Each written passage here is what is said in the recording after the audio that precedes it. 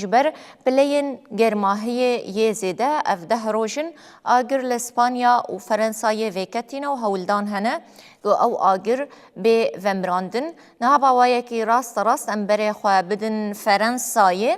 گو لفرنسای هرمن گو دارستانی ین گو آگر لور گربویا جور 63,000 کس هاتنه درخستن و لجهن أولى جالي حكومتي و هاتنا بجه كرن أو جهة بأولى جي جو خلقتت هاتنا كم كرن نها بأوايا كي زندي لسر أكرانين نوچة تي في ديار دبا لفر 63,000 كسين فرنسي جه هرمين جو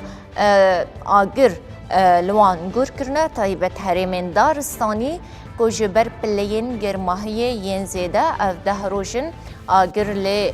گور بویا جبو سلامتی آفان کسین دیمن آنده خویاد بن او کس لجهه کی تایبت هاتنه کم کرن جبر جمالین خواه هاتنه درخستن جبو سلامتی آوان لوی جهه تایبت هاتنه کم کرن حکومت فرانسا جی به کاروبار وان کسان رادبه وقت دیمن آنده جی تی دیار کرن افکس جمالین خواه هاتنه درخستن جبر آگر هجمارا وان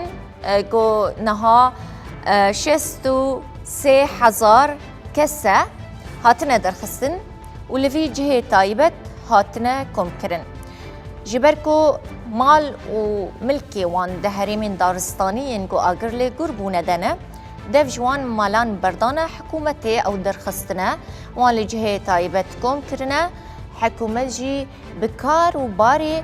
وان 63,000 کسان رادبه جبر هنکز جوان جی آگر بمال وان و کلوپل وان کتنه به تو تشتمانه حکومتی وان لوی جهه تایبت گونه ها دیمن لسر اکرانیه کم کرنه به کارو بار وان فجیرات و